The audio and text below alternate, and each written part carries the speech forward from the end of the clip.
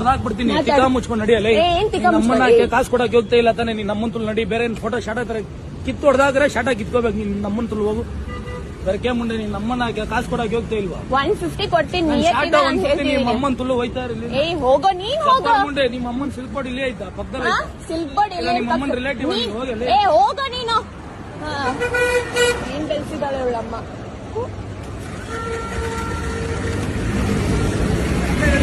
ಹೋಗೋ ನೋಡಿ, ಯಾರೋ ಒಬ್ರು ಮಾಡೋ ಪ್ರಾಬ್ಲಮ್ಸ್ಗೆಲ್ಲ ಬಂದು ನಮ್ ಎಲ್ಲರಿಗೂ ಅಂದ್ರೆ ಆಟೋದಲ್ಲಿ ಇರುವಂತ ಎಲ್ಲಾ ಡ್ರೈವರ್ಸ್ ಕೂಡ ಕೆಟ್ಟ ಹೆಸರು ಬರ್ತಿದೆ. ಆಟೋ ಡ್ರೈವರ್ನೇ ಬೈಯೋದಾಗ್ಲಿ, ಜಗಳ ಮಾಡೋದಾಗ್ಲಿ, ಹೊಡೆದಾಡೋದಾಗ್ಲಿ ಈ ತರ ಎಲ್ಲ ಮಾಡ್ಕೊಂತ ಇದ್ದಾರೆ. ಅಂತಂದ್ರೆ ಆ ನಡೆದಿರುವಂತ ಘಟನೆಗಳೆಲ್ಲ ಬಂದು ತಲೆ ತಗ್ಸುವಂತ ವಿಷಯನೇ ಹೇಳ್ಬೋದು. ಆದ್ರೆ ಇವಾಗ ನಾನು ಜೈಲ್ಗೆ ಹೋಗ್ಬಿಟ್ಟು 30,000 ರೂಪಾಯಿ ಅಷ್ಟು ನನಗೆ ಖರ್ಚಾಗಿದೆ.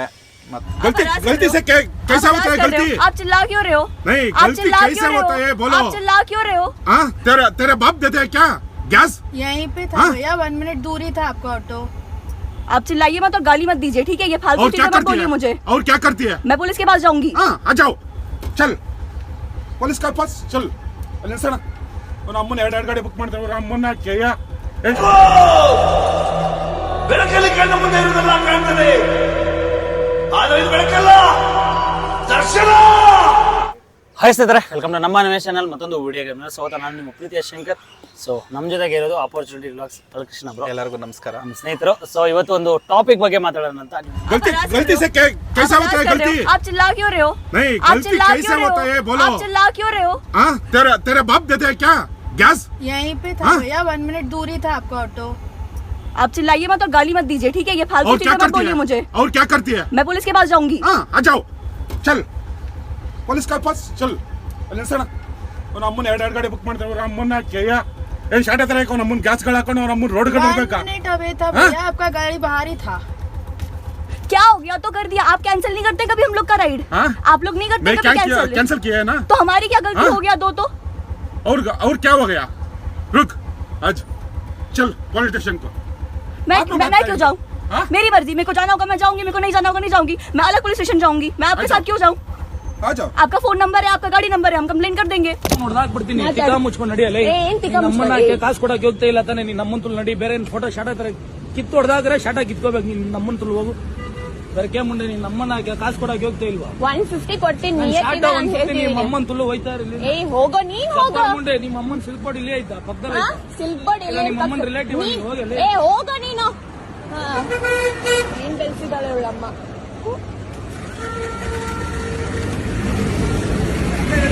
ಹೋಗೋ ಆಲ್ರೆಡಿ ಟೈಟ್ಲ್ ನೋಡಿರ್ತೀರಾ, ಮತ್ತೆ ಟೈಟ್ಲ್ ತಮ್ಮಲ್ಲಿ ನೋಡಿರ್ತೀರಾ. ಇದೊಂದು ವಿಚಾರ ಅಂದ್ರೆ ನಿಮ್ಗೆಲ್ಲ ನೋಡಿದಿರಾ. ಇತ್ತೀಚಿನ ದಿನಗಳಲ್ಲಂತೂ ತುಂಬಾ ವೈರಲ್ ಆಗ್ತಾ ಇದಾವೆ ವಿಡಿಯೋಸ್. ಅದ್ರ ಬಗ್ಗೆ ಅದು ಜಸ್ಟ್ ಒಂದು ಚಿಟ್ ಚಾಟ್ ಅನ್ನೋದು ಮಾತಾಡೋಣ ಅಂತಷ್ಟೇ. ಏನಕ್ಕಪ್ಪ ಅಂದ್ರೆ ಈಗ ಎಲ್ಲರೂ ಕಷ್ಟಪಟ್ಟು ಇಲ್ಲಿ ಜೀವನ ಮಾಡ್ತಿರ್ತಾರೆ. ಎಲ್ಲರೂ ಕಷ್ಟಪಡೋದು ಹೊಟ್ಟೆ ಪಾಡಿಗಾಗಿ, ಒಂದು ಫ್ಯಾಮಿಲಿಗಾಗಿ, ಒಂದು ಕುಟುಂಬದಗಾಗಿ. ಈಗ ನಮ್ಮಲ್ಲಿ ಏನಾದ್ರು ನಮ್ಗೆ ತೊಂದರೆ ಆದ್ರೆ ಅದ್ರ ಬಗ್ಗೆ ನಾವು ವಾಯ್ಸ್ ಮಾಡ್ತೀವಿ ಅಲ್ವಾ. ಸೊ ಅದರಲ್ಲಿ ಅವ್ರಿಗೆ ಆಗ್ತಾ ಇರೋ ತೊಂದರೆ ಏನು ಅಥವಾ ಏನೆಲ್ಲ ಪ್ರಾಬ್ಲಮ್ಸ್ ಇದಾವೆ. ಮತ್ತೆ ಇನ್ನೊಂದು ನಮ್ಮ ಫ್ಯಾಮಿಲಿಯಲ್ಲಿ ಕೂಡ ನನ್ನ ಸ್ನೇಹಿತರಾಗ್ಲಿ ಇಲ್ಲ ನಮ್ಮ ಚಿಕ್ಕಪ್ಪ ಕೂಡ ಆಟೋ ಡ್ರೈವರ್, ನಮ್ಮ ಕುಟುಂಬದವರು ಇದ್ದಾರೆ. ಸೊ ಮೈನ್ ಆಗಿ ನಿಮ್ಗೆ ಹೇಳೋದಾದ್ರೆ, ಈಗ ನೀವು ನೋಡ್ತಿದ್ದೀರಾ ಚಿಕ್ಕ ಪುಟ್ಟ ಕೆಲವೊಂದು ಈ ಲಾಸ್ಟ್ ತಿಂಗಳಲ್ಲಂತೂ ತುಂಬಾ ವಿಡಿಯೋಸ್ ವೈರಲ್ ಆದವು. ಆಟೋ ಡ್ರೈವರ್ಸು ಕಸ್ಟಮರ್ ಜೊತೆಗೆ ಮ್ಯಾನ್ ಹ್ಯಾಂಡ್ಲಿಂಗು ಮತ್ತೆ ಕೆಟ್ಟದಾಗೆಲ್ಲ ಮಾತಾಡ್ತಿದ್ದಾರೆ. ತುಂಬಾ ಅಂತ ಅದ್ರ ಬಗ್ಗೆ ಅದರಿಂದ ನಿಮ್ಗೆ ಎಷ್ಟು ಇಂಪ್ಯಾಕ್ಟ್ ಆಗ್ತಾ ಇದೆ? ನೋಡಿ, ಯಾರೋ ಒಬ್ರು ಮಾಡೋ ಪ್ರಾಬ್ಲಮ್ಸ್ಗೆಲ್ಲ ಬಂದು ನಮ್ ಎಲ್ಲರಿಗೂ ಅಂದ್ರೆ ಆಟೋದಲ್ಲಿ ಇರುವಂತ ಎಲ್ಲಾ ಡ್ರೈವರ್ಸ್ ಕೂಡ ಕೆಟ್ಟ ಹೆಸರು ಬರ್ತಿದೆ. ಮೊದಲನೇದಾಗಿ ಹೇಳಬೇಕು ಅಂತಂದ್ರೆ ಮ್ಯಾನ್ ಹ್ಯಾಂಡ್ಲಿಂಗ್ ಮಾಡೋವಂಥದ್ದು ಅವಶ್ಯಕತೆ ಇಲ್ಲ. ಸೊ ಆಲ್ರೆಡಿ ನಾವು ತುಂಬಾ ಲಾಸ್ ಮಾಡ್ಕೊತ ಇದೀವಿ ನಮ್ಮ ಆಟೋದಲ್ಲಿ. ಸೊ ಇದು ಬಂದ್ಬಿಟ್ಟು ಹೆಂಗಾಗ್ಬಿಟ್ಟಿದೆ ಅಂತ ಅಂದ್ರೆ, ಒಂದು ಸಣ್ಣ ಪುಟ್ಟ ವಿಷಯಕ್ಕೆ ಜಗಳ ಮಾಡೋದ್ರೆ ಅಂದರೆ ಒಂದೊಂದು ದಿನ ಅರ್ನಿಂಗ್ಸ್ ಆಗೋದಿಲ್ಲ. ಇತ್ತೀಚಿನ ದಿನಗಳಲ್ಲಿ ನಮ್ಮ ಆಟೋದಲ್ಲಿ ಬಂದ್ಬಿಟ್ಟು ಸ್ವಲ್ಪ ಡ್ಯೂಟಿಗಳು ಕಡಿಮೆ ಅಂತ ಹೇಳ್ಬೋದು. ಅಂದರೆ ಆಲ್ಮೋಸ್ಟು 2-2.5 ತಿಂಗಳಿಂದ ಡ್ಯೂಟಿಗಳು ತುಂಬಾ ಕಡಿಮೆ ಇದೆ. ಹಾಗಾಗಿ ತುಂಬ ಜನ ಒಂಥರ ಡಿಪ್ರೆಷನ್ ಅಂತ ಹೇಳೋಕ್ಕಾಗಲ್ಲ, ಒಂಥರ ಫ್ರಸ್ಟ್ರೇಷನಲ್ಲಿದ್ದಾರೆ. ಅಂತಂದರೆ ತುಂಬಾ ತಲೆಗೆ ಹಚ್ಕೊಬಿಟ್ಟಿದ್ದಾರೆ, ಏನಪ್ಪ ಏನು ನಡೀತಾ ಇದೆ ಅಂತ. ಹಾಗಾಗಿ ಏನಾಗ್ತಿದೆ, ಅದನ್ನ ಯಾರ ಹತ್ರದ್ರೂ ತೋರಿಸ್ಬೇಕಲ್ವ, ಇಲ್ಲ ಫ್ಯಾಮ್ಲಿನಲ್ಲಾದರೂ ಗಲಾಟೆ ಮಾಡ್ಕೊತಾರೆ, ಇಲ್ಲ ಅಂತಂದರೆ ಆನ್ ದ ರೋಡು ಇವಾಗ ಹೋಗ್ತಿದ್ರೆ ನಮ್ಮ ಡ್ರೈವರ್ಗಳಲ್ಲೇ ಗಲಾಟೆ ಆಗುವಂಥ ಕೂಡ ಸ್ಥಿತಿಗೆ ಬಂದಿದ್ದೀವಿ. ನೀವು ಆಲ್ಮೋಸ್ಟ್ ಎಲ್ಲರೂ ನೋಡಿರ್ತೀರ ಈ ಸೋಷಿಯಲ್ ಮೀಡಿಯಾಗಳಲ್ಲೆಲ್ಲ ಅಲ್ಲಿ ವೈರಲ್ ಆಗ್ತಿರುವಂಥ ವಿಡಿಯೋಗಳು. ಅಂದರೆ ನಮ್ಮ ಆಟೋ ಡ್ರೈವರ್ನೇ ಬೈಯೋದಾಗಲಿ, ಜಗಳ ಮಾಡೋದಾಗಲಿ, ಹೊಡೆದಾಡೋದಾಗಲಿ ಈ ಥರ ಎಲ್ಲ ಮಾಡ್ಕೊತಾ ಇದ್ದಾರೆ. ಅದ್ರ ಜೊತೆಗೆ ಕಸ್ಟಮರ್ ಕೂಡ ಲಾಸ್ಟ್ ಮಂತಲ್ಲಿ ಒಂದು 2 ಇನ್ಸಿಡೆಂಟ್ ನಡೀತು. ಅದು ಬಂದು ಒಬ್ಬರನ್ನ ಯಾರನ್ನೋ 3-4 ಗಾಡಿನ ಬುಕ್ ಮಾಡಿದ್ದಾರೆ. ಅವರು ಕಸ್ಟಮರ್ ಬರೋಕ್ಕೆ ಕೂಡ ಲೇಟ್ ಆಗಿದೆ. ಅಂದರೆ ಇವರು ಬರ್ತೀನಿ ಅನ್ನೋಷ್ಟರಲ್ಲಿ 3 ಗಾಡಿ ಆಲ್ರೆಡಿ ಬಂದು ಅವ್ರ ಹತ್ರ ನಿಂತ್ಕೊಂಡಿತ್ತು. ಇವಾಗ ನನಗೂ ಬುಕ್ ಮಾಡಿದ್ದೀರಾ, ಇನ್ನೊಂದು ಗಾಡಿನೂ ಬುಕ್ ಮಾಡಿದ್ದೀರಾ, ನಾವು 1-1.5 ಕಿಲೋಮೀಟ್ರಿಂದ ದೂರದಿಂದ ಬರ್ತೀವಿ ಪಿಕಪ್ಗೆ ಅಂತ ಅಂದ್ಬಿಟ್ಟು. ಸೊ ಅವಾಗ ಏನಾಗ್ತಿದೆ, ಆ ಥರ ಬರಬೇಕಂದ್ರೆ ನಮಗೆ ಕಾಸ್ಟ್ ಆಗೇ ಆಗುತ್ತೆ, ಗ್ಯಾಸು ಹಾಕಿಸ್ಕೊಂಡು ಬರಬೇಕು. ಸೊ ಅದೇನಾಗ್ಬಿಡುತ್ತೆ, ಒಂದು ಸ್ವಲ್ಪ ಕೋಪ ಬರುತ್ತೆ, ಎಂಥವ್ರಿಗಾದ್ರೂ ಕೂಡ ಕೋಪ ಬರುತ್ತೆ. ಬಟ್ ಏನಂತಂದರೆ ಆ ಥರ ಮಾಡೋದು ಸರಿಯಲ್ಲ. ಅಂದರೆ ಮ್ಯಾನ್ ಹ್ಯಾಂಡ್ಲಿಂಗ್ ಮಾಡೋದು, ಬಾಯಿಗೆ ಬಂದಂಗೆ ಬೈಯೋದು, ಯಾಕಂದರೆ ನಮ್ಮ ಕೆಲಸನೇ ಇದೇ ಆಗಿರುತ್ತೆ. ಸೊ ಕಸ್ಟಮರೇ ದೇವ್ರು ನಮಗೆ, ಆಯಿತಾ. ಸೊ ಹಂಗಾಗಿ ನಾವು ಕಸ್ಟಮರ್ಗೆ ಕೆಟ್ಟದಲ್ಲಿ ಮಾತಾಡೋದು, ಬೈಯೋದು, ಹೊಡೆಯೋದು ಮಾಡೋದು ತಪ್ಪು ಅನ್ನೋದು ನನ್ನ ಅನಿಸಿಕೆನೂ. ಆ ಥರ ಮಾಡೋದೇ ತಪ್ಪು. ಮತ್ತು ಇನ್ನೊಂದು, ಆ ಥರದ್ರಿಂದ ನಿಮಗೆ ಏನಾದರೂ ಪ್ರಾಬ್ಲಮ್ಸ್ ಅಂದರೆ ಈಗ ಇರೋದು ಹೇಳ್ಬೇಕು ಅಂದರೆ, ಈಗ ಯಾವುದೇ ಒಂದು ಕೆಲಸದಲ್ಲಿ ಈಗ ಒಬ್ಬ ಮಾಡಿದ ತಪ್ಪು ಅಂದರೆ ಎಲ್ಲರೂ ಸೇರಿಸಿ ಬೈತಾರೆ. ಹೌದು. ಈಗ ಎಕ್ಸಾಂಪಲ್, ನಿಮ್ಮ ಆಟೋದವ್ರು ಒಬ್ಬರು ಮಾಡಿದಕ್ಕೆ ಎಲ್ಲ ಆಟೋದವ್ರನ್ನೂ ಅದೇ ರೀತಿ ನೋಡೋದು ತಪ್ಪೆ. ಸೊ ಅದರಿಂದ ನಿಮಗೆ ಅದರಿಂದ ಏನಾದರೂ ಪ್ರಾಬ್ಲಮ್ ಆಗ್ತಾ ಇದೆ, ಎಫೆಕ್ಟ್ ಬೀಳ್ತಾ ಇದೆ? ಪ್ರಾಬ್ಲಮ್ ಅಂದರೆ ಇವಾಗ ಕೆಲವೊಬ್ರು ಕಸ್ಟಮರ್ ಎಲ್ಲ ಬಂದು ನಮ್ಮ ಜೊತೆ ಪ್ಯಾಸೆಂಜರ್ ಬಂದರೆ, ಏನು ಸರ್ ನಿಮ್ಮ ಆಟೋದವರು ಈ ಥರ ಮಾಡ್ತಿದ್ದಾರೆ, ಈ ಥರ ಎಲ್ಲ ಮಾಡಿದ್ರಲ್ಲ ಅದು ಸರಿನಾ ಅಂತ ಎಲ್ಲ ನನಗೂ ಕೇಳ್ತಾರೆ. ಬಟ್ ನಾನು ಏನಂತ ಉತ್ತರ ಕೊಡಲಿ, ಇಲ್ಲ ಸರ್ ಆ ಥರ ಮಾಡಿದ್ದು ತಪ್ಪು ಅಂತಲೇ ನಾನು ಕೂಡ ಹೇಳಿದ್ದೀನಿ. ಅದು ಬಿಟ್ಟರೆ ಅಂದರೆ ಪ್ರತಿಯೊಬ್ಬರಿಗೊಂದು ಪ್ರಶ್ನೆ ಎತ್ತುತ್ತಾರೆ. ಇನ್ನು ಮೇಯ್ನ್ ಏನಪ್ಪ ಅಂತಂದರೆ ನಾರ್ತ್ ಇಂಡಿಯನ್ಸ್ ಅವ್ರೇನು ಬಂತು ಅಂದರೆ ಅವ್ರೇನು ಮಾತಾಡೋಕ್ಕೆ ಹೋಗಲ್ಲ, ಯಾಕಂದರೆ ಅವ್ರಿಗಷ್ಟು ಲೋಕಲ್ ವಿಷಯ ಗೊತ್ತಿರೋದಿಲ್ಲ ಅಂದ್ಕೊಂಡಿದ್ದೀನಿ. ಬಟ್ ಏನಂತಂದರೆ ಅದು ಬಂದ್ಬಿಟ್ಟು ನ್ಯಾಷನಲ್ ಲೆವೆಲಲ್ಲಿ ಚರ್ಚೆ ಆಗಿದ್ದ, ವೈರಲ್ ಆಯ್ತಲ್ವಾ. ಸೊ ಹಂಗಾಗಿ ಆಲ್ಮೋಸ್ಟ್ ಗೊತ್ತಿದೆ. ನಾರ್ತ್ ಇಂಡಿಯನ್ಸ್ ಕಸ್ಟಮರ್ ಯಾರು ಕೂಡ ಆ ಥರ ಕೇಳಿಲ್ಲ. ಒಬ್ಬರು ಕಸ್ಟಮರ್ ಮಾತ್ರ ನನ್ನ ಹತ್ರ ಕೇಳಿದ್ರು, ಸರ್ ಈ ಥರ ಆಯ್ತಲ್ಲ ಅಂತ ಅಂದ್ಬಿಟ್ಟು. ಅವ್ರು ಬಂದು ಒಳ್ಳೆ ಕಂಪ್ನಿಲಿರೋದು, ರೆಪ್ಯೂಟೆಡ್ ಕಂಪ್ನಿಲಿರೋದ್ರಿಂದಾಗಿ ರಿಸರ್ಚ್ ಅಂದರೆ ಅವರು ಒಂದು ಮೀಡಿಯಾದಲ್ಲಿದ್ದಾರೆ. ಸೊ ಹಂಗಾಗಿ ಗೊತ್ತು, ಸರ್ ಏನು ಸರ್ ನಿಮ್ಮ ಪ್ರಾಬ್ಲಮ್ಮು, ಯಾಕೆ ಈ ಥರ ಎಲ್ಲ ಪ್ರಾಬ್ಲಮ್ ಆಗೋದಕ್ಕೆ ಏನು ಕಾರಣ, ಏನು ನಡೀತಾ ಇದೆ. ನಾನಿರೋ ವಿಷಯನ ಇವಾಗ ಏನು ನಿಮ್ಮ ಮುಂದೆ ಹೇಳ್ತಾ ಇದ್ದೀನಿ. ಸೊ ಮೇನ್ ಏನಪ್ಪ ಅಂದರೆ ನಮಗೆ 2-3 ತಿಂಗಳಿಂದ ಡ್ಯೂಟಿಗಳಿಲ್ಲ, ಸರಿಯಾಗಿ ಬರ್ತಿಲ್ಲ. ಅದ್ರ ಜೊತೆಗೆ ಬುಕ್ಕಿಂಗ್ಗಳು ಜಾಸ್ತಿ. ಕಸ್ಟಮರ್ ಅಂದರೆ ಸೇಮ್ ಕಸ್ಟಮರೇ ಓಲಾದಲ್ಲೂ ಬುಕ್ ಮಾಡ್ತಾರೆ, ಊಬರಲ್ಲೂ ಬುಕ್ ಮಾಡ್ತಾರೆ, ರ್ಯಾಪಿಡದಲ್ಲೂ ಬುಕ್ ಮಾಡ್ತಾರೆ, ನಮ್ಮ ಹತ್ರಲ್ಲೂ ಬುಕ್ ಮಾಡ್ತಾರೆ. ಇವಾಗ 4 ಗಾಡಿ ಬರಬೇಕಂದ್ರೆ ನೀವೇ ಯೋಚನೆ ಮಾಡಿ ಯಾವ ಥರ ಇರುತ್ತೆ ಅಂತ. 1 ಕಿಲೋಮೀಟ್ರಿಂದ 2 ಕಿಲೋಮೀಟ್ರಿಂದ 3 ಕಿಲೋಮೀಟ್ರಿಂದ ಈ ಬಾಡಿಗೆ ಸಿಕ್ತಾವ ಆಸೆ. ಈಗ ನಾವು ಅಷ್ಟೇ, ನಾವು ಏನಾದ್ರು ಡ್ಯೂಟಿ ಮಾಡ್ತಾ ಇದ್ವಿ ಅಂದರೆ ಡ್ಯೂಟಿ ಸಿಕ್ಕರೆ ಖುಷಿಯಿಂದ ಬರ್ತೀವಿ. ಸೇಮ್ ಅಲ್ಲಿ ಹೋಗಿದ ತಕ್ಷಣ ಕ್ಯಾನ್ಸಲ್ ಆಗ್ಬಿಟ್ರೆ ಅದೊಂಥರ ನಮ್ಮಲ್ಲಿ ನಮಗೆ ಫ್ರಸ್ಟ್ರೇಷನ್ ಆಗುತ್ತೆ, ಇಲ್ಲ ಅಂತಿಲ್ಲಲ್ಲ. ಅದು ಮೇನ್ ಏನಪ್ಪಾ ಅಂತಂದ್ರೆ, ಇಲ್ಲ ಅವ್ರು ಬುಕ್ ಮಾಡೋದು ಯಾವುದೋ ಒಂದು ಗಾಡಿ ಸೆಟ್ ಆಯ್ತು, ಇಲ್ಲ ಡೈರೆಕ್ಟ್ ಆಗಿ ಫೋನ್ ಮಾಡ್ಬಿಟ್ಟು ಬರ್ತೀರಾ, ಇಲ್ಲ ಅಂದ್ರೆ ಮೆಸೇಜ್ ಮಾಡ್ಬೋದು. ಅವರು ಬರ್ತೀರಾ ಅಂತ ಒಂದು ಮೆಸೇಜ್ ಹಾಕ್ಬಿಟ್ಟು ಇಲ್ಲ ಕಾಲ್ ಮಾಡಿಬಿಟ್ರೆ ನಾವು ಆಗುತ್ತಾ ಇಲ್ವೋ ಅಂತ ಕನ್ಫರ್ಮ್ ಮಾಡಿಬಿಡ್ತಾರೆ. ಯಾಕಂದರೆ 3-4 ಗಾಡಿಯವ್ರು ಕೂಡ ಎಕ್ಸೆಪ್ಟ್ ಮಾಡಿದ್ದಾರೆ ಅಂತಂದರೆ 100% ಹೋಗೇ ಹೋಯ್ತಾರೆ, ಸುಮ್ಮನೆ ಎಕ್ಸೆಪ್ಟ್ ಮಾಡಲ್ಲ. ಯಾಕಂದರೆ ನಮಗೆ ಮೊಬೈಲಲ್ಲಿ ಫಸ್ಟೇ ತೋರಿಸ್ಕೊಡುತ್ತೆ ಪಿಕಪ್ ಎಷ್ಟು ಕಿಲೋಮೀಟ್ರ್ ಇದೆ, ಡ್ರಾಪ್ ಎಲ್ಲಿಗಿದೆ, ಅಮೌಂಟ್ ಎಷ್ಟಾಗುತ್ತೆ ಅನ್ನೋದೆಲ್ಲ ಪ್ರತಿಯೊಂದು ಇನ್ಫಾರ್ಮೇಷನ್ ನಮ್ಮ ಮೊಬೈಲಲ್ಲಿ ಫಸ್ಟೇ ಬರುತ್ತೆ. ಸೊ ಅದನ್ನೇ ಅಂದರೆ ಅದನ್ನೆಲ್ಲ ಇನ್ಫಾರ್ಮೇಷನ್ ತಗೊಂಡೆ ನಾವು ಬುಕ್ಕಿಂಗ್ನ ಎಕ್ಸೆಪ್ಟ್ ಮಾಡೋದು. ಆದರೆ ಈ ಥರ ಕಸ್ಟಮರ್ ಅದು ಏನು ಮೈಂಡಲ್ಲಿ ಇರ್ತಾರೋ ಏನೋ ಗೊತ್ತಿಲ್ಲ, ಎಲ್ಲ ಅಪ್ಲಿಕೇಶನ್ ಅಂದರೆ ಅವ್ರಿಗೆ ಅರ್ಜೆಂಟು ಅಂತ ಹೇಳ್ಬೋದು ಒಂದು ಲೆಕ್ಕದಲ್ಲಿ, ಬೇಗ ಹೋಗ್ಬಿಡೋಣ ಅಂತ. ಒಂದು ಗಾಡಿ ಬಂದ್ಬಿಟ್ಟು ಈಗ 1.5 ಕಿಲೋಮೀಟರ್ ಇರುತ್ತೆ, ಇನ್ನೊಂದು ಗಾಡಿ ಬಂದ್ಬಿಟ್ಟು 300 ಮೀಟ್ರಲ್ಲಿ ಇರ್ಬೋದು. ಯಾವ್ದು ದೂರ ಇದೆ ಅವಾಗಲೇ ಒಂದು ಗಾಡಿ ಮೂವ್ ಆಗೋಕ್ಕಿಂತ ಮುಂಚೆನೇ ಕ್ಯಾನ್ಸಲ್ ಮಾಡ್ಬೋದು. ತುಂಬ ಟೈಮ್ ತಗೊಳೋದಿಲ್ಲ. ನಾನು ನೋಡ್ದಂಗೆ ಒಂದು 5 ಸೆಕೆಂಡು ತಗೊಂಡ್ರೆ ಜಾಸ್ತಿ, ಅಂದರೆ ಕ್ಯಾನ್ಸಲ್ ಮಾಡಲಿಕ್ಕೆ, ಬುಕ್ ಮಾಡಲಿಕ್ಕೆ. ಅಲ್ಲೇ ಬುಕ್ಕಿಂಗ್ ಆಗಿದ್ಮೇಲೆ ಕ್ಯಾನ್ಸಲ್ ಮಾಡೋಕ್ಕೆ ಒಂದು 5 ಸೆಕೆಂಡ್ ಒಳಗಡೆ ಕ್ಯಾನ್ಸಲ್ ಮಾಡ್ಬೋದು. ಹಾಗೆ ಮಾಡಿಬಿಟ್ರೆ ನಾವು ಕೂಡ ಸೇಫ್ ಆಗಿರ್ತೀವಿ. ಒಂದು 100 ಮೀಟ್ರ್ 200 ಮೀಟ್ರ್ ನಾವು ತಲೆ ಕೆಡಿಸ್ಕೊಳೋದಿಲ್ಲ.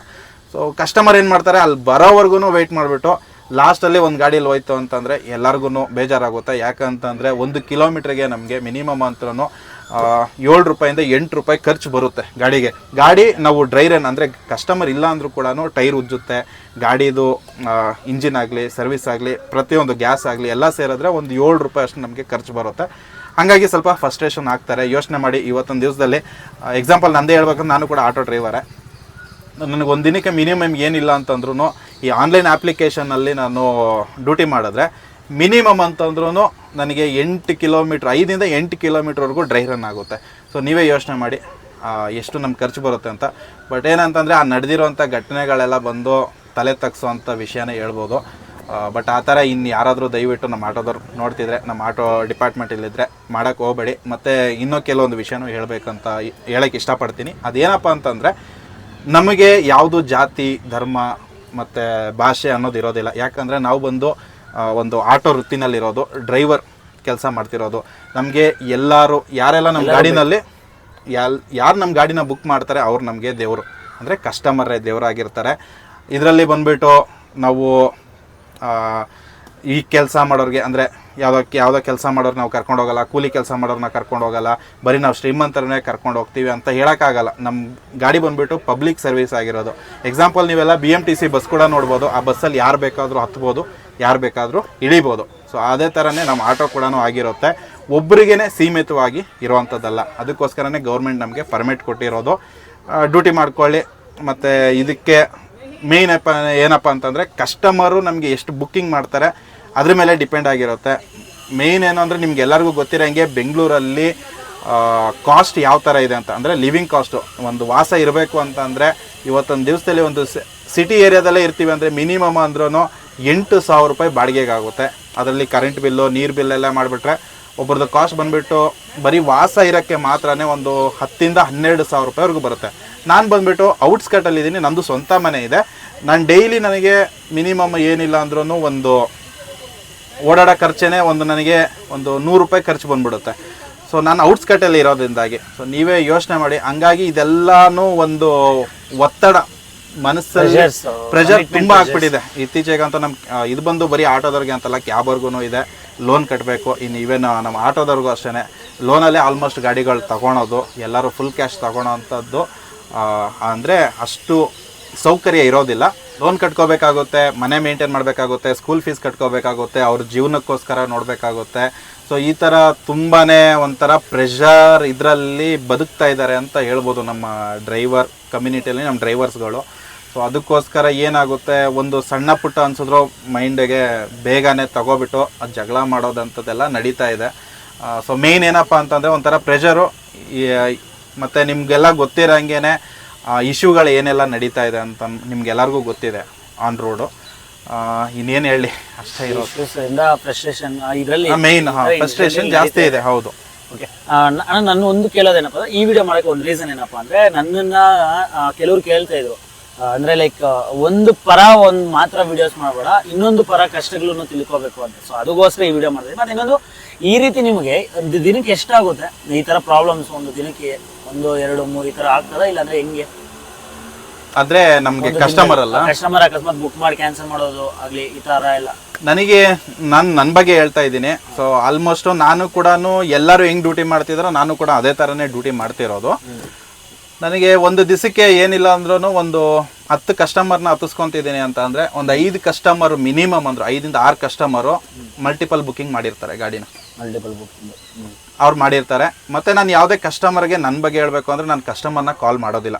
ಡೈರೆಕ್ಟಾಗೆ ನಾನು ಒಂದು ಮೆಸೇಜ್ ಹಾಕ್ತೀನಿ, ಐಮ್ ಆನ್ ವೇ ಅಂತ ಅಂದ್ಬಿಟ್ಟು ಹಾಕ್ಬಿಟ್ಟು ನನ್ನ ಪಾಡಿಗೆ ಹೊಂಟೋಯ್ತೀನಿ. ನಾನು ಕಸ್ಟಮರ್ಗೆ ಯಾವ ಕಸ್ಟಮರ್ಗೂ ನಾನು ಕಾಲ್ ಮಾಡಲ್ಲ. ಡೈರೆಕ್ಟಾಗೆ ಸೀದಾ ಅಕ್ಸೆಪ್ಟ್ ಮಾಡಿದ್ಮೇಲೆ ಅವ್ರ ಲೊಕೇಶನ್ಗೆ ಹೋಗ್ತೀನಿ. ತುಂಬ ಕಸ್ಟಮರ್ಗಳೆಲ್ಲ ಬಂದು 2-3 ಗಾಡಿ ಆಯಿತು ಇಲ್ಲ ಹತ್ಕೊಂಡು ಹೋಗ್ಬಿಡ್ತಾರೆ. ಒಂದೊಂದು ಗಾಡಿ ಫಸ್ಟೇ ಹೋಗಿ ನಿಂತ್ಕೊಂಡ್ಬಿಟ್ಟಿರುತ್ತೆ, ಅದ್ರಲ್ಲಿ ಹತ್ಕೊಂಡು ಹೋಗಿರ್ತಾರೆ, ಆಮೇಲೆ ಕ್ಯಾನ್ಸಲ್ ಮಾಡುತ್ತೆ. ಅವಾಗ ಬೇಜಾರು ಮಾಡ್ಕೊಂಡು ಇನ್ನೊಂದು ಡ್ಯೂಟಿಗೋಸ್ಕರ ವೆಯ್ಟ್ ಮಾಡ್ತೀನಿ. ಅವಾಗ ಬೇಜಾರು ಕೂಡ ಆಗುತ್ತೆ, ಏನು ಮಾಡೋಕ್ಕಾಗಲ್ಲ ಆ ಸಿಚುವೇಶನಲ್ಲಿ. ಹಂಗಂತ ಅಂದ್ಬಿಟ್ಟು ಈ ಥರ ಆಯಿತು ಅಂತ ಅವ್ರಿಗೆ ಬೈಯೋಕ್ಕಾಗಲ್ವಲ್ಲ. ಸೊ ಏನು ಮಾಡೋಣ, ಅದ್ರ ಬಗ್ಗೆ ಕಂಪ್ನಿಯವರೇ ಏನಾದರೂ ಒಂದು ಡಿಸಿಷನ್ನು ಇಲ್ಲ, ಅದಕ್ಕೋಸ್ಕರ ಒಂದು ಕ್ಯಾನ್ಸಲೇಷನ್ ಚಾರ್ಜಸ್ನ ಆ್ಯಡ್ ಮಾಡಿದ್ರೆ ಚೆನ್ನಾಗಿರುತ್ತೆ. ಮುಂಚೆ ಎಲ್ಲ ಕ್ಯಾನ್ಸಲೇಷನ್ ಚಾರ್ಜ್ಗಳಿತ್ತು, ಇವಾಗ ಬಂದುಬಿಟ್ಟು ಕ್ಯಾನ್ಸಲೇಷನ್ ಚಾರ್ಜ್ಗಳಿಲ್ಲ. ಸೊ ಅಲ್ಲಿ ಹೋಗಿ ನಾವು ವೆಯ್ಟ್ ಮಾಡಿದ್ರು ಕೂಡ ಕ್ಯಾನ್ಸಲೇಷನ್ ಆಗ್ತಿಲ್ಲ. ಒಂದು ಸತಿ ಬುಕ್ಕಿಂಗ್ ಎಕ್ಸೆಪ್ಟ್ ಆಗಿದ್ಮೇಲೆ ಅದು ಕ್ಯಾನ್ಸಲ್ ಮಾಡ್ತೀನಿ ಅಂತ ಅಂದರೆ ಮಿನಿಮಮ್ ಅಂದ್ರೂ ಒಂದು 10 ರೂಪಾಯಿನ ಇಲ್ಲ 20 ರೂಪಾಯಿ ಅವ್ರು ಕ್ಯಾನ್ಸಲೇಷನ್ ಚಾರ್ಜ್ನ ಆ್ಯಡ್ ಮಾಡಿದ್ರೆ ಚೆನ್ನಾಗಿರುತ್ತೆ. ಮತ್ತು ಕಸ್ಟಮರ್ ಕೂಡ ಹಂಗೆ ಮಲ್ಟಿಪಲ್ ಬುಕ್ಕಿಂಗ್ ಮಾಡೋಕ್ಕೆ ಕೂಡ ಸ್ವಲ್ಪ ಯೋಚನೆ ಮಾಡ್ತಾರೆ. ಅದ್ರ ಜೊತೆಗೆ ನಮ್ಮ ಡ್ರೈವರ್ಸು ಅಷ್ಟೇ. ಸಪೋಸ್ ಏನೋ ನಮ್ಮ ಡ್ರೈವರ್ಗಳೇನೋ ಕ್ಯಾನ್ಸಲ್ ಮಾಡುತ್ತು ಅಂತಂದರೆ ಓಕೆ, ಬೇಕಾದರೆ ನೆಕ್ಸ್ಟ್ ಅವ್ರಿಗೆ ಯಾವುದೇ ಥರ ಚಾರ್ಜ್ ಅಂದರೆ ಕ್ಯಾನ್ಸಲೇಷನ್ ಚಾರ್ಜ್ ಏನು ಆ್ಯಡ್ ಮಾಡೋದು ಬೇಡ. ಅಲ್ಲಿ ಹೋದ್ಮೇಲೆ ಅವರೇ ಕ್ಯಾನ್ಸಲ್ ಮಾಡೋದು, ಇಲ್ಲಾಂದರೆ ಒಂದು ಸತಿ ಬುಕ್ಕಿಂಗ್ ತಗೊಂಡು ಕ್ಯಾನ್ಸಲ್ ಮಾಡ್ತಾರೆ ಅಂತಂದರೆ ಬೆಸ್ಟರು. ಒಂದು ಕ್ಯಾನ್ಸಲೇಷನ್ ಫೀಸ್ನ ಆ್ಯಡ್ ಮಾಡಿದ್ರೆ ಕಸ್ಟಮರ್ಗೆ ಮೈನಸ್ 10 ರೂಪೀಸ್ ಕಸ್ಟಮರ್ ಹತ್ರ ಅಪ್ಲೈ ಎಕ್ಸ್ಟ್ರಾ ತಗೊಂಡು ಅದೇ ದುಡ್ಡನ್ನ ರೈಡರ್ ಕೊಟ್ರೆ ಆ ತರ ಇರುತ್ತೆ. ಸೊ ಇದು ಬಂದ್ಬಿಟ್ಟು ಎಲ್ಲಾ ಕಂಪನಿ ಹುಡುಗರು ಮಾಡಿದ್ರೆ ಬೆಟರ್, ಒಬ್ರು ಮಾಡೋದು ಇನ್ನೊಬ್ರು ಮಾಡದೇ ಇರೋದು ಒಳ್ಳೇದು. ಯಾಕಂದ್ರೆ ನಮ್ಮ ಯಾತ್ರೆಯಲ್ಲಿ ಕೂಡ ನಾನು ಈ ಕಷ್ಟ ತುಂಬಾ ನಾನು ಅನುಭವಿಸ್ತಾ ಇರೋದು ನಮ್ಮ ಯಾತ್ರೆನಲ್ಲಿ. ಮಿಕ್ಕಿದ ಅಪ್ಲಿಕೇಶನ್ ಎಲ್ಲ ಓಕೆ ಅಂತ ಹೇಳ್ಬೋದು. ನಮ್ಮ ಯಾತ್ರೆನಲ್ಲಿ ಬಂದ್ಬಿಟ್ಟು ತುಂಬಾ ಜನ ನಮ್ಮ ಯಾತ್ರಿ, ಅದ್ರ ಜೊತೆಗೆ ರ್ಯಾಪಿಡೋ, ಊಬರ್, ಈ ಮೂರು ಅಪ್ಲಿಕೇಶನ್ ಜಾಸ್ತಿ ಯೂಸ್ ಮಾಡ್ತಾ ಇರೋದು ನಾನು. ಈ 3 ಅಪ್ಲಿಕೇಶನ್ ಅಲ್ಲಿ ಜಾಸ್ತಿ ಕ್ಯಾನ್ಸಲೇಷನ್ ಬರ್ತಿರೋದು ನಮ್ಮ ಯಾತ್ರೆನಲ್ಲಿ. ಓಕೆ ಸ್ನೇಹಿತರೆ, ಸೊ ನೋಡಿದ್ರಲ್ಲ, ಅಂದ್ರೆ ಏನಪ್ಪಾ ಅಂದ್ರೆ ನಾವು ಒಂದು ಇನ್ಸಿಡೆಂಟ್ ನ ನೋಡಿದಾಗ ಅದರಿಂದ ಏನೆಲ್ಲ ಇರ್ತದೆ ಅಂತ ತಿಳ್ಕೊಬೇಕು. ನನ್ನ ಲಾಸ್ಟ್ ಅದ್ರ ಬಗ್ಗೆ ಗಲಾಟೆಗಳಾದಾಗಲೂ ಒಂದು ವಿಡಿಯೋ ಮಾಡಿದ್ದೆ. ಸೊ ಆ ವಿಡಿಯೋನು ದಯವಿಟ್ಟು ನೋಡಿ. ನಾನು ಇಷ್ಟೇ ಹೇಳೋದೇನಪ್ಪ ಅಂದ್ರೆ, ದಯವಿಟ್ಟು ನಾನು ಕಸ್ಟಮರ್ಸ್ ಹತ್ರ ಕೇಳ್ಕೊಳ್ಳೋದು ಆಗಲಿ, ಇಲ್ಲಾಂದ್ರೆ ಆಟೋ ಡ್ರೈವರ್ಸ್ ಹತ್ರ ಆಗಲಿ, ಎಲ್ಲರ ಹತ್ರ ನಾನು ಒಂದೇ ಹೇಳೋದೇನಪ್ಪ ಅಂದ್ರೆ, ದಯವಿಟ್ಟು ಯಾರು ಈ ರೀತಿ ಮಾಡಕ್ ಹೋಗ್ಬಿಡಿ ಕಸ್ಟಮರ್ಸ್ ಹತ್ರ ರಿಕ್ವೆಸ್ಟು. ಬಿಕಾಸ್ ಏನಕ್ಕಪ್ಪ ಅಂದ್ರೆ, ನೋಡಿ ಎಷ್ಟೆಲ್ಲ ಹಿಂದೆ ನಮ್ಮ ಕಷ್ಟ ಇರ್ತದೆ ಅಂತ. ಸೊ ನಮ್ಮಲ್ಲೂ ನಡೀತದೆ ಈ ತರ. ಸೊ ಮಾಡಿ, ಬೇಡ ಅನ್ನಲ್ಲ, ಬಟ್ ಒಬ್ಬ ಆಟೋ ಡ್ರೈವರ್ ಆಗಲಿ ಯಾರಾಗಲಿ ಬರಕ್ ರೆಡಿ ಆಗಿದ್ರೆ ಅಂದ್ರೆ ಇನ್ನೊಂದ್ರಲ್ಲಿ ಕ್ಯಾನ್ಸಲ್ ಮಾಡ್ಕೊಳ್ಳಿ. ಇಲ್ಲ ಅಂದ್ರೆ ಇಷ್ಟೆಲ್ಲ ಪ್ರಾಬ್ಲಮ್ಸ್ ಆಗೋದು ಇಲ್ಲಿಂದಾನೆ. ಅಂದ್ರೆ ಒಂದು ಚಿಕ್ಕದಾಗಿ ಸ್ಟಾರ್ಟ್ ಆಗ್ಬೋದು, ಇಲ್ಲಿಂದಾನೆ ಪ್ರಾಬ್ಲಮ್ ಸ್ಟಾರ್ಟ್ ಆಗ್ತಾ ಇರೋದು. ಅದಾದ್ಮೇಲೆ ನಾನು ನಮ್ಮ ಅಂದ್ರೆ ಆಟೋ ಡ್ರೈವರ್ಸು, ನಾನು ಎಲ್ಲರ ಹತ್ರನೂ ಕೇಳ್ಕೊಳ್ಳೋದಂದ್ರೆ, ನಾನು ನಿಮ್ಮೆಲ್ಲರನ್ನೂ ಒಂದು ಅಂತಮ್ಮಂದಿರಾಗಿ ಕೇಳ್ಕೊತಾ ಇದ್ದೀನಿ, ದಯವಿಟ್ಟು ಎಲ್ಲೂ ಫ್ರಸ್ಟ್ರೇಟ್ ಆಗಬೇಡಿ. ದಯವಿಟ್ಟು ಎಲ್ಲರಿಗೂ ಪ್ರಾಬ್ಲಮ್ಸ್ ಇರ್ತದೆ. ಸೊ ನಿಮಗೋಸ್ಕರ ಅಲ್ಲ, ನಿಮ್ಮ ಕುಟುಂಬಗೋಸ್ಕರ. ಓಕೆನಾ, ಒಂದ್ಸರಿ ಯೋಚನೆ ಮಾಡಿ. ನಿಮಗೇನಾದ್ರೂ ಅಂದ್ರೆ ಲೈಕ್ ಗಲಾಟೆ ಮಾಡ್ಕೊಂಡು ಅಕಸ್ಮಾತ್ ಏನಾದ್ರು ಪ್ರಾಬ್ಲಮ್ ಆದ್ರೆ ನಿಮ್ಮ ಕುಟುಂಬದವ್ರ ಪರಿಸ್ಥಿತಿನೂ ಯೋಚನೆ ಮಾಡಿ ಅಲ್ವಾ? ಅದು ಒಂದು ಕರೆಕ್ಟ್. ಇನ್ನೊಂದು ಹೇಳ್ಬೇಕು ಅಂತ ಅಂದ್ರೆ, ಇವಾಗ ಸಪೋಸ್ ನಾವೇನಾದ್ರೂ ಗಲಾಟೆ ಮಾಡ್ಕೊಂಡ್ರೆ, ಅದಕ್ಕೆ ಸ್ಟೇಷನ್ ಮಟ್ಟಕ್ಕೆ ಹೋಯ್ತು ಅಂದರೆ, ಅಲ್ಲಿ ಕೇಸ್ ಆಯಿತು ಅಂತಂದರೆ, ನಾವು ಯಾರಿಗಾದ್ರೂ ಮ್ಯಾನ್ ಹ್ಯಾಂಡ್ಲಿಂಗ್ ಮಾಡಿದ್ವಿ, ಅವ್ರು ಯಾವ ಅಪೋನೆಂಟ್ ಏನೋ ಮಾಡಿಲ್ಲ, ನಾವೇ ನಮ್ಮದೇ ತಪ್ಪು ಕಾಣಿಸ್ಕೊಂತು, ಕೆಟ್ಟದಾಗ ನಾವು ಬೈದ್ವಿ, ಇನ್ನು ನಾವು ಹೊಡೆದಿದ್ದು ಮಾಡಿತ್ತು ಅಂತಂದರೆ ನಮ್ಮ ದುಡ್ಡು ವೇಸ್ಟ್ ಆಗುತ್ತೆ, ನಮ್ಮ ಟೈಮು ವೇಸ್ಟ್ ಆಗುತ್ತೆ. ಆ ಮಟ್ಟಕ್ಕೆ ಕೇಸ್ ಹಾಕೋ ಥರನೂ ಇದೆ. ಆಲ್ರೆಡಿ ಅನುಭವಿಸ್ತಾ ಇದ್ದಾರೆ. ಲಾಸ್ಟ್ ನೀವು ಗೊತ್ತಿರ್ಬೋದು, ಅವರು ಇಂಟರ್ವ್ಯೂ ವಿಡಿಯೋನಲ್ಲೇ ನಾನು ನೋಡಿದೆ. ಅವ್ರು ಹೇಳ್ತಿರೋದು, ನನಗೆ ಬಂದು 5 ಸ್ಟಾರ್ ರೇಟಿಂಗ್ವರೆಗೂ ಇತ್ತು, ಇವತ್ತವರೆಗೂ ನನಗೆ ಯಾವತ್ತೂ ಕೂಡ ಈ ಥರ ಪ್ರಾಬ್ಲಮ್ ಆಗಿಲ್ಲ. ಆದರೆ ಇವಾಗ ನಾನು ಜೈಲ್ಗೆ ಹೋಗ್ಬಿಟ್ಟು 30,000 ರೂಪಾಯಿ ಅಷ್ಟು ನನಗೆ ಖರ್ಚಾಗಿದೆ, ಮತ್ತು ಇವಾಗ ID ಗಳು ಬ್ಲಾಕ್ ಆಗಿದೆ ಅಂತ ಅಂದ್ಬಿಟ್ಟು. ಯಾಕಂದರೆ ನಾವು ಇದನ್ನೇ ನಂಬ್ಕೊಂಡು ಜೀವನ ಮಾಡ್ತಿರೋದು. ಈ ಥರ ಪ್ರಾಬ್ಲಮ್ಸ್ ಆದಾಗ ಆದಷ್ಟು ನೀವು ಅವಾಯ್ಡ್ ಮಾಡಿ. ಯಾಕಂತಂದರೆ ನಾವು ಎಲ್ಲೆಲ್ಲೋ ಎಷ್ಟೆಷ್ಟೋ ಕಳ್ಕೊತೀವಿ. ಹೋದ್ರೆ ಹೋಯ್ತು, ಒಂದು 40 ರೂಪಾಯಿನೋ 50 ರೂಪಾಯಿ ಹೋದ್ರೆ ತಿನ್ಕೊಳ್ಳಪ್ಪ ಅಂತ ಅಂದ್ಬಿಟ್ಟು ಬಿಟ್ಬಿಟ್ಟು. ಸೊ ನಾವು ಸೇಫಾಗಿರೋದೇ ಒಳ್ಳೆಯದು. ಯಾರಿಗೂ ಕೂಡ ಬೈಯೋವಂಥ ಅವಶ್ಯಕತೆ ಇಲ್ಲ, ಜಗಳ ಮಾಡೋವಂಥ ಅವಶ್ಯಕತೆ ಇಲ್ಲ, ಹೊಡೆದಾಡೋದು ಬೇಡ ಅಂತಲೇ ನಾನು ಕೇಳ್ಕೊತೀನಿ. ಸೊ ಸ್ನೇಹಿತರೆ, ಸೊ ಈ ವಿಡಿಯೋನ ಇಲ್ಲಿಗೆ ಮುಗಿಸ್ತಾ ಇದ್ದೀನಿ. ನಮ್ಮ ಒಂದು ಇಂಟೆನ್ಷನ್ ಇದ್ದಿದ್ದೇನಪ್ಪ ಅಂದರೆ, ಅದರಿಂದ ಇರುವಂಥ ಕಷ್ಟನೂ ತಿಳಿಸ್ಬೇಕಂತ. ಮತ್ತು ಇನ್ನೊಂದು ಏನಪ್ಪ ಅಂದರೆ, ದಯವಿಟ್ಟು ಏನೇ ಆಗಲಿ ಮಾತಲ್ಲಿ ಬಗೆಹರಿಸ್ಕೊಳ್ಳಿ. ಈಗ ನಿಮಗೆ ತೊಂದರೆ ಆಗ್ತಿದೆ ಅಂತ ಗೊತ್ತು, ನಮಗೂ ಅರ್ಥ ಆಗುತ್ತೆ ಆ ನೋವೇನು ಅಂತ. ಅದನ್ನ ನೀವು ಆ ಕೋಪನ, ಆ ಫ್ರಸ್ಟ್ರೇಷನ್ನ ನಿಮ್ಮ ಒಂದು ಪದಗಳಿಂದ ಇದು ಮಾಡ್ಕೊಳ್ಳೋದು, ಅವ್ರನ್ನ ಮ್ಯಾನ್ ಆ್ಯಂಡ್ ಲೀಡಿಂಗ್ ಮಾಡೋದು, ಆ ಥರ ಏನಾದರೂ ಆದರೆ ನಿಮಗೂ ಪ್ರಾಬ್ಲಮ್ಮೇ, ನಿಮ್ಮ ಕುಟುಂಬದವ್ರಿಗೂ ಪ್ರಾಬ್ಲಮ್ಮೇ, ನಿಮ್ಮ ಸಮಯ ಎಲ್ಲ ವೇಸ್ಟ್ ಆಗುತ್ತೆ. ನಮ್ಗೆ ಅರ್ಥ ಆಗುತ್ತೆ. ಬಟ್ ಕಂಪ್ನಿಯವರು, ದಯವಿಟ್ಟು ಕಂಪ್ನಿಯವ್ರ ಹತ್ರ ಈ ವಿಡಿಯೋ ಮುಖಾಂತರವಾಗಿ ನಾವು ಕೇಳ್ಕೊಳ್ಳೋದು, ಅದು ಕ್ಯಾನ್ಸಲೇಷನ್ ಫೀನ ಈ ಥರ ಏನಾದರೂ ಮಾಡಿದ್ರೆ ಐ ಥಿಂಕ್ ಈ ಪ್ರಾಬ್ಲಮ್ ಸಾಲ್ವ್ ಆಗ್ಬೋದು ಅಂತ ಹೇಳ್ತಾ. ಸೊ ಒಂದು ಪ್ರಾಬ್ಲಮ್ಗೆ ಎಷ್ಟೆಲ್ಲ ಕಷ್ಟ ಇದೆ ಅಂತ ದಯವಿಟ್ಟು ಈ ವಿಡಿಯೋ ಮುಖಾಂತರ ಅರ್ಥ ಆಗಿದೆ ಅಂತ ಅನ್ಕೊಂಡಿದ್ವಿ. ಸೊ ಥ್ಯಾಂಕ್ ಯು ಒಂದು ಇನ್ಫಾರ್ಮೇಶನ್ ಕೊಟ್ಟಿದ್ದಕ್ಕೆ. ಏನಕ್ಕಪ್ಪ ಅಂದರೆ, ಒಬ್ರು ಯಾರೋ ಎಕ್ಸಾಂಪಲ್, ಈಗ ಯಾರೋ ಒಬ್ರು ಏನೋ ತಪ್ಪು ಮಾಡಿದ್ದಕ್ಕೆ ಎಲ್ಲರಿಗೂ ಬೈತಾರೆ. ಸೊ ಅವ್ರಿಗೂ ಎಷ್ಟೆಲ್ಲ ನೋವು ಇರ್ತದೆ, ಅವ್ರಿಗೆ ಎಷ್ಟೆಲ್ಲ ಪ್ರಾಬ್ಲಮ್ಸ್ ಇರ್ತದೆ. ಸೊ ದಯವಿಟ್ಟು ನೀವು ಅಷ್ಟೇ, ಏನಾದರೂ ಒಂದು ತಪ್ಪು ಮಾಡ್ತೀರಾ ಅಂದರೆ ಹುಷಾರಾಗಿರಿ. ದಯವಿಟ್ಟು ಯಾವುದೇ ರೀತಿ ತಪ್ಪು ಮಾಡೋಕ್ಕೂ ಹೋಗ್ಬೇಡಿ. ನೀವು ಒಂದು ತಪ್ಪು ಮಾಡೋದ್ರಿಂದ ನಿಮ್ಮ ಕಮ್ಯುನಿಟಿ ಎಲ್ಲನೂ ಬೈತಾರೆ, ನಿಮ್ಮಿಂದ ಅಷ್ಟು ಜನನೂ ಬಯಸ್ಕೋಬೇಕಾಗುತ್ತೆ, ಅಷ್ಟು ಜನನೂ ಸಫರ್ ಆಗಬೇಕಾಗುತ್ತೆ. ಸೊ ಅರ್ಥ ಆಗುತ್ತೆ ಅಂತ ಅನ್ಕೊಂಡಿದ್ದೀನಿ. ದಯವಿಟ್ಟು ಅರ್ಥ ಮಾಡ್ಕೊಳ್ಳಿ. ಸೊ ಈ ವಿಡಿಯೋನ ಇಲ್ಲಿಗೆ ಮುಗಿಸಿದ್ವಿ. ಸೊ ಥ್ಯಾಂಕ್ ಯು ಅಣ್ಣ. ನಮಸ್ಕಾರ. ಮುಂದಿನ ವಿಡಿಯೋದಲ್ಲಿ ಸಿಗೋಣ. ನಾನು ನಿಮ್ಮ ಅಪ್ಲಿಕೇಶನ್ ಬೈ.